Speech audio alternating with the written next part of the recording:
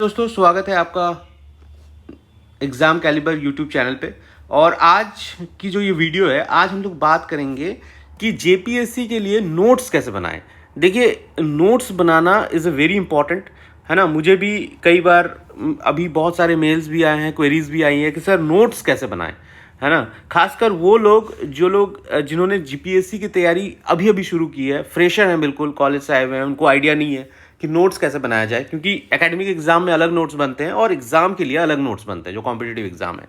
तो आज की इस वीडियो में हम लोग इसी चीज़ को डिस्कस करेंगे डिटेल में कि नोट्स कैसे बनाएं, बनाना चाहिए कि नहीं बनाना चाहिए, अगर बनाना चाहिए तो कैसे बनाना चाहिए। इन सारी पहलुओं पर आज हम लोग अभी इस वीडियो में खुल के बात करेंगे, ठीक है। तो वीडियो को पूरा अंत तक देखिए, और जो लोग नए हैं वो सब्सक्राइब जरूर कर दीजिए। इसके अलावा हमारा एक टेलीग्राम चैनल भी है, वो आपके लिंक में दिया हुआ है, इस चैनल के डिस्क्रिप्शन के लिंक में, वहाँ जाके आप उस चैनल को ज्वाइन कर सकते हैं। एनीवेज, तो सबसे पहले तो दोस्तों ये जो डिबेट चली आ रही है ना स्टूडेंट्स के बीच कि नोट मेकिंग क्यों करें, वाई इट इज़ इम्पॉर्टेंट, पढ़ तो रहे ही हैं सर, रिवाइज तो कर ही रहे हैं, फिर नोट बनाने का क्या मतलब होता है।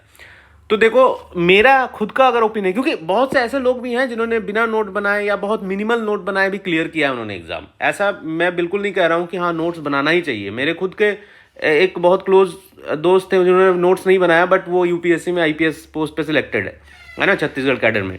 बट मेरा ये मानना है कि नोट मेकिंग होना चाहिए irrespective of success and failure. मुझे लगता है कि नोट इज़ वेरी इंपॉर्टेंट, और वो क्यों इंपॉर्टेंट है मैं अभी आपको बताता हूँ। देखो, पहली बात तो एग्जाम टाइम के लिए, है ना।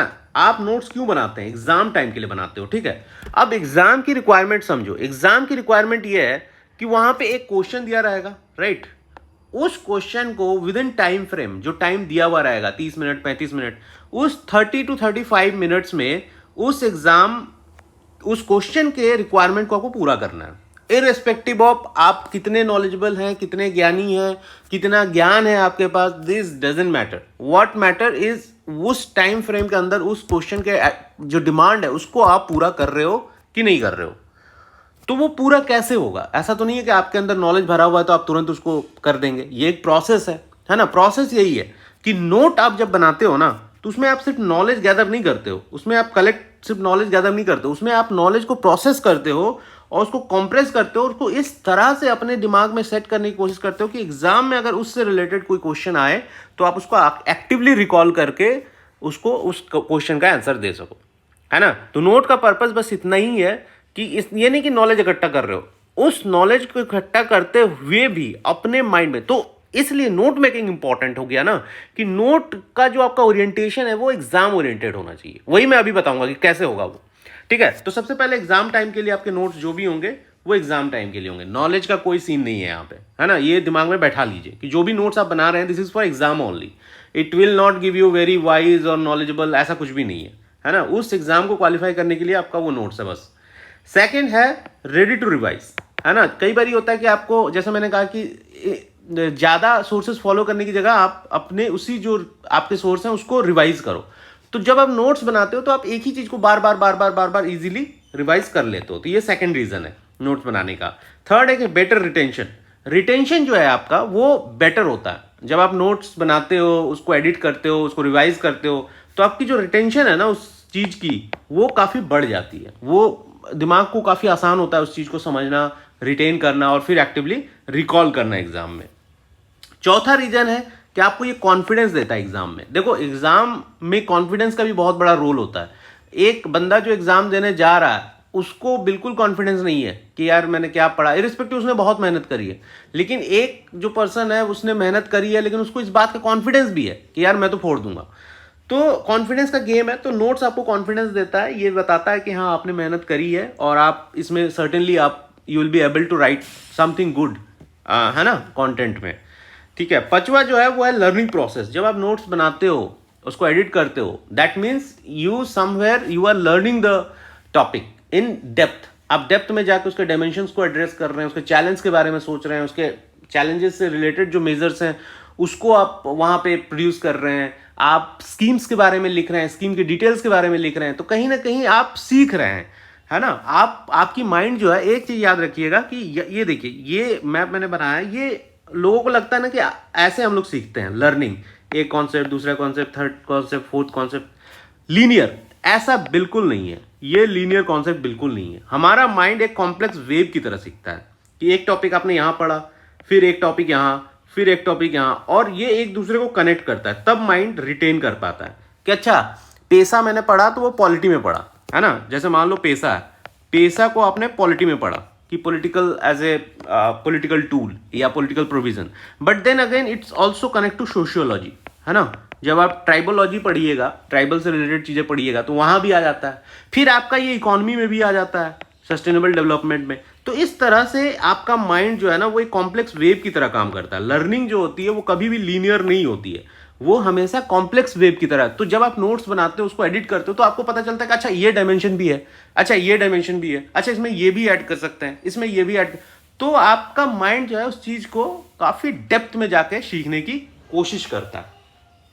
ठीक है, तो ये 5 रीजन जो मैंने आपको बताए, ये 5 रीजन इंपॉर्टेंट है, आपको नोट्स बनाने चाहिए। अब आइए नेक्स्ट में देखते हैं कि व्हेन, कब आपको नोट बनाना चाहिए। क्या आपको पहले दिन से नोट बनाना शुरू कर देना चाहिए? इसका आंसर है बिल्कुल नहीं।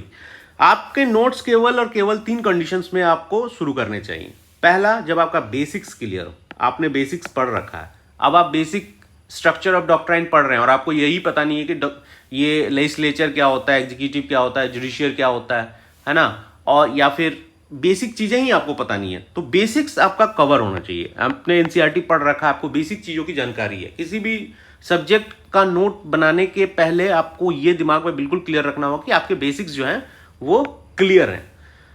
दूसरा, आपने पीवाईक्यू और सिलेबस वो एक नहीं, 2 नहीं, बहुत बार देखा है और बहुत अच्छे तरीके से देखा है। इनफैक्ट मैं तो कहूंगा कि सिलेबस और पीवाईक्यू का जो प्रिंट आउट है वो हमेशा अपने पास रखिए। जब भी आप पढ़ रहे हैं तो देखिए कि हाँ सिलेबस में क्या मेंशन है, क्योंकि सिलेबस इज द कॉम्पास, है ना, यही तो कॉम्पास है, यही तो आपको बताएगा कि कौन कौन से इंपॉर्टेंट है और कौन कौन से नहीं। ठीक है, तो सिलेबस और पीवाईक्यू आपने बहुत बार कर रखे हैं, आपको आइडिया है कहां से क्वेश्चन पूछा जाता है, कौन से टॉपिक हॉट है, ठीक है, कौन से टॉपिक को इग्नोर करती है जेपीएससी। तो ये आपको बिल्कुल क्लियर होना चाहिए माइंड में, है ना। तीसरा कंडीशन ये है कि जब आपका बेसिक क्लियर है, आपने पीवाईक्यू और सिलेबस देख रखा है, तीसरा जो इंपॉर्टेंट है वो है कि आपने टॉपिक और उसके मेजर डायमेंशंस को अच्छी तरह से आप समझ रहे हो, है ना। ये जो बेसिक चीज है एकदम, कि जो टॉपिक है उसका जो बेसिक चीज है वो आपने अच्छे तरीके से समझ रखा है। This is very important. ठीक है, ये काफी इंपॉर्टेंट है कि आप उस टॉपिक को और उसके मेजर डायमेंशंस को आपने अच्छे से समझ रखा हो। तो ये 3, अगर आप ये 3 जो डायमेंशंस हैं, ये 3 जो रिक्वायरमेंट्स अगर आपने पूरा कर लिया है, आप नोट्स बनाना शुरू कर सकते हैं। ठीक है, अब आते हैं नेक्स्ट टॉपिक पे कि एक गुड नोट्स का कंपोनेंट क्या क्या होना चाहिए। देखिए मैं एक्सप्लेन करता हूं। सबसे पहला जो कंपोनेंट होना चाहिए आपके नोट्स का, वो है कि इसमें स्टैंडर्ड डेटा, डायमेंशन या डेफिनेशन होने चाहिए, है ना। जब भी ये, खासकर मैं डायनेमिक नोट्स की बात कर रहा हूं, जो हम लोग करंट अफेयर्स या करंट कॉन्टेम्पोररी टॉपिक्स या एवरग्रीन टॉपिक्स की बात कर रहे हैं, कि उसमें स्टैंडर्ड डेटा होना चाहिए। अब आप मान लो अनएम्प्लॉयमेंट की डेटा बना रहे हो, अनएम्प्लॉयमेंट का बना रहे हो नोट्स, और आप उसमें ये नहीं डालोगे कि पीएलएफएस जो सर्वे है उसका क्या फाइंडिंग्स है ना, झारखंड के बारे में, तो स्टैंडर्ड डेटा हो गया। डेफिनेशन कि अनएम्प्लॉयमेंट क्या है, एक डेफिनेशन तो होगा ना कि जो आप लिखोगे। मेरा मानना है कि ये स्टैंडर्ड डेफिनेशन या जो किसी भी टॉपिक का जब आप नोट्स बनाओ ना, उसका जो फर्स्ट लाइन होगा, वो फर्स्ट लाइन आप हमेशा ये अज्यूम कीजिए कि यू आर राइटिंग, जब भी आप लिख रहे हो तो आप अज्यूम कर लीजिए कि this is the first line you are writing in your examination hall, है ना।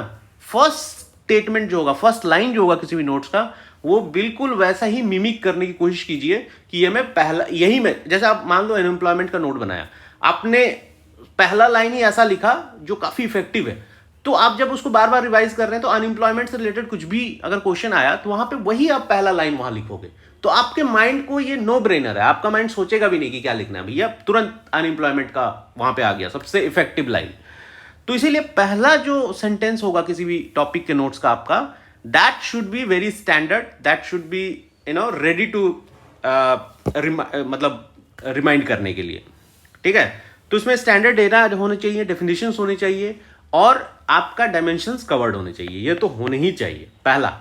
दूसरा, नोट्स में अगर आपके पास आपने थोड़ा मेहनत की है, आपने पीवाईक्यू को भी खंगाला है, तो अगर बेटर होगा अगर आप पीवाईक्यू को भी इसमें लिख देंगे। अगर पूरा क्वेश्चन नहीं लिख पा रहे हैं तो एटलीस्ट जो इशू पूछा गया है वो आप टॉपिक में अपने नोट्स में लिख सकते हैं। इससे आपको आइडिया रहेगा कि दीज टॉपिक्स आर इंपॉर्टेंट। और कई बार क्या होता है कि क्वेश्चन रिपीट होते हैं, जैसे इस बार 14 जेपीएससी में साइंस वाले में 2 क्वेश्चन तो रिपीट हो गए थे। तो जिन्होंने पीवाईक्यू अच्छे से कर रखा होगा उनके लिए आसान होगा ये। तो पीवाईक्यू भी जरूर लिखने चाहिए आपका, ठीक है, नोट्स में। थर्ड है कि आपका जो नोट है वो एडिटेबल स्पेस उसमें होना चाहिए। मतलब अगर आप एनर्जी पे बना रहे हो तो ऐसा नहीं कि बस एक ही बार में खत्म कर दिया एनर्जी। थोड़ा स्पेस आप रखिए जहां पे आपको अगर नई चीजें कुछ पता चलती है या कुछ नया डेटा पता चलता है या कोई नया एनालिसिस पता चलता है उसको आप इसमें इंटीग्रेट कर पाए।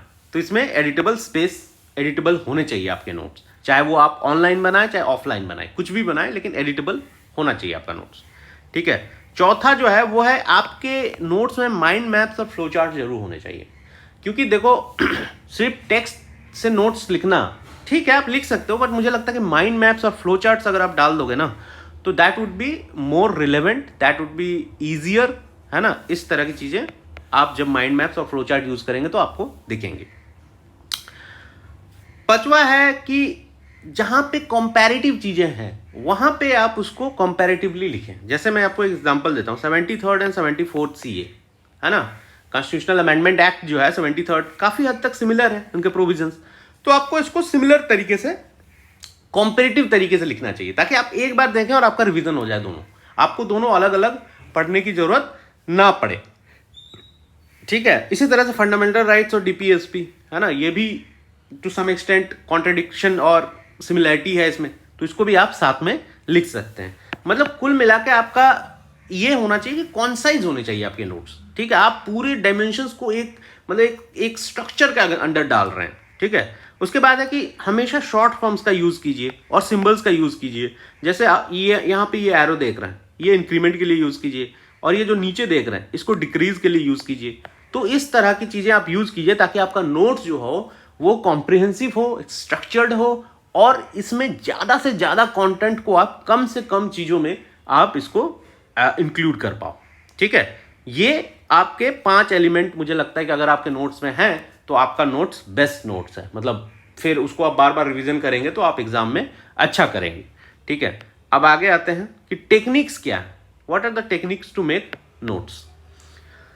देखो सबसे पहले जैसे मैंने बताया कि सिलेबस और पीवाईक्यू को हमेशा देखते रहो, है ना। सिलेबस और पीवाईक्यू बिल्कुल मस्ट है। जब तक आप सिलेबस और पीवाईक्यू नहीं देखोगे आपको आइडिया नहीं लगेगा कि कहां से क्वेश्चन पूछा जा रहा है और आपके नोट्स में क्या क्या इंक्लूड होने चाहिए, कौन कौन सी चीजें होने ही चाहिए, ठीक है। तो ये तो मतलब नॉन नेगोशिएबल है, आपके पास तो होना ही चाहिए। दूसरा है कि आपकी जो नोट मेकिंग होनी चाहिए वो 2 लेवल पे होनी चाहिए। एक होना चाहिए कि जब आप फर्स्ट रीडिंग या सेकंड रीडिंग किए हो उसका आपने एक नोट्स बनाया, ठीक है, जो कि आपका कॉम्प्रिहेंसिव नोट्स है, वहां पे आप उसको आप पूरी साल रिवाइज करेंगे। और जब एग्जाम आए उसके ठीक 2 महीना या 2.5 महीना पहले आप उसको पढ़ के उसका भी एक नोट्स बनाइए जो आपको एग्जाम टाइम में हेल्प करेगा। इट वुड बी एक्सट्रीमली, जैसे इसमें अगर आप फुल सेंटेंस लिख रहे हैं, इसमें आप फुल सेंटेंसेस लिख रहे हैं तो इसमें आप बस 1 या 2 वर्ड में लिख के आप खत्म कर देंगे और इसी को आप एग्जाम हॉल में ले जाएंगे या एग्जाम से 2 दिन पहले इस नोट्स को आप रिवाइज करेंगे, ठीक है। इसमें क्या होता है कि आपका एक तो यहां से आपने पढ़ के रिवाइज किया, फिर यहां से आपने पढ़ के एक बार और इसको रिवाइज किया, है ना। तो ये इस तरह से आपका 2 बार जब आप बनाएंगे इसको नोट्स को तो आपकी जो रिकॉलिंग पावर है एग्जाम में वो बहुत, ये खासकर प्रीलिम्स के लिए ज्यादा इंपॉर्टेंट है ना। प्रीलिम्स के लिए ये चीज ज्यादा इंपॉर्टेंट है, ठीक है। उसके बाद है कि थीम वाइज नोट्स मेंटेन कीजिए, है ना। एक थीम को दूसरे थीम में डालने की जरूरत नहीं है, भले आप वहां पे लिख सकते हैं कि this is also link to some other subject, लेकिन आपका जो नोट्स होना चाहिए वो थीम वाइज होना चाहिए, ठीक है। उसके बाद एक पेपर के लिए एक नोटबुक, है ना, मिस मत कीजिए। अगर पॉलिटी है, पॉलिटी एंड गवर्नेंस है या पॉलिटी एंड पब्लिक एड है तो उसके लिए एक नोटबुक। इसी तरह से इकोनॉमी की एक अलग नोटबुक, साइंस की एक अलग नोटबुक, इस तरह से, है ना, थीम वाइज नोट आप मेंटेन कीजिए। चौथा है कि इंटीग्रेट स्टैटिक और करंट अफेयर्स। अगर आपको स्टैटिक का आपने नोट्स बनाया लेकिन उसमें आप कुछ करंट भी पढ़ रहे हैं जो लगता है कि रिलेवेंट है तो जरूर उसमें इंटीग्रेट कीजिए, ये बहुत जरूरी है। खासकर साइंस, इकोनॉमी, पॉलिटी, है ना, इन सब में आप हिस्ट्री ज्योग्राफी में तो आप बहुत ज़्यादा नहीं कर सकते हैं, लेकिन इकोनॉमी, पॉलिटी, पब एड में भी बहुत ज़्यादा नहीं कर सकते हैं, लेकिन पॉलिटी साइंस और इकोनॉमी, है ना, पॉलिटी, साइंस और इकोनॉमी में आप बहुत ज़्यादा कर सकते हैं ये वैल्यू एडिशन, और इसका आपको बहुत अच्छा मार्क्स मिलेगा एग्जाम में। ठीक है, इसका आपका बहुत अच्छा आपको बेनिफिट मिलेगा एग्जाम हॉल में। ठीक है, देखिए यहाँ पे मेरे नोट्स हैं जो मैं नोट्स बनाया करता था। तो देखो यहाँ पे मैं कहा ना कि वो सब सिंबल्स वगैरह यूज करो, कॉन्सेप्ट को बहुत इनोवेटिव तरीके से आप देखो यहाँ पे मैंने, है ना, पूरा एग्रीकल्चर सपोर्ट सिस्टम को लिखा है। तो यहाँ पे इस तरह से चीज़ों को बहुत ही इनोवेटिव तरीके से, ये आपका पर्सनलाइज नोट्स होना चाहिए, आप किसी को दिखा नहीं रहे हो, है ना, आपका कितना भी गंदा नोट्स है, आपका कितना भी कुछ है, लेकिन आपका पर्पस वो सर्व करना चाहिए। वो पर्पस तभी आएगा जब आप उसको अच्छे से पढ़ के रिवाइज करके और उसको अच्छे से क्रिएटिव तरीके से आप लिखेंगे। ठीक है, देखो यहाँ पे मैंने ओपनिंग लाइन जब भी मैं लिखता था, मैं इसको ऐसे ही लिखता था ताकि मैं एग्जाम में लिख रहा हूँ। तो जब भी मैं पढ़ूंगा अगर एग्रीकल्चर से रिलेटेड आए, क्लाइमेट से, तो मैं इस चीज़ को एज इट इज़ वहाँ पे लिख दूंगा। ठीक है, ये देखो ये झारखंड से रिलेटेड है। ठीक है, यहाँ पे देखो ये माइंड मैप मैंने बनाया है, जितना हो सकता है डेटा मैंने इंक्लूड किया है इसमें। ठीक है, ये देखो प्रीलिम्स के लिए मैंने बनाया था। तो देखो यहाँ पे एक देखोगे कि Kalipada Mitra had termed it insurrection of coal. तो ये मैंने क्यों लिखा ये चीज़, मैंने ये बहुत एक गैजेट, ऑफिशियल गैजेट पढ़ा था, उससे लिखा था। तो मैंने क्यों लिखा, क्योंकि मैंने PYQ में देखा कि किसी एक एग्जाम में ये एग्जैक्ट चीज़ पूछा गया, इंसरेक्शन ऑफ कोल जो है किसने कहा था। तो ये कालीपदा मित्रा थे जिन्होंने इंसरेक्शन ऑफ कोल कहा था। जे रीड के बारे में भी क्वेश्चन आया था कि जे रीड ने किसने कहा था इसको एक रिविलियन, तो जे रीड ने इसको एक रिविलियन कहा था। ठीक है, इस तरह से मैंने रीजंस वगैरह के सारे माइंड मैप बना रखे हैं, इमीडिएट कॉजेज वगैरह। ठीक है, तो आपको समझ में एक मोटा मोटी आइडिया आ गया होगा कि हाँ नोट्स बनाया कैसे जाता है। ठीक है, despite being an aggregation state Jharkhand fares poorly in irrigation, undulating terrain और इसको मैं एज इट इज जाके वहां पे लिख दूंगा। ये बिल्कुल डायरेक्ट स्टेटमेंट है, राइट। ठीक है, तो दोस्तों यही इस वीडियो में इतना ही। ठीक है, मिलते हैं आपसे अगले वीडियो में, तब तक के लिए बहुत बहुत धन्यवाद, थैंक यू।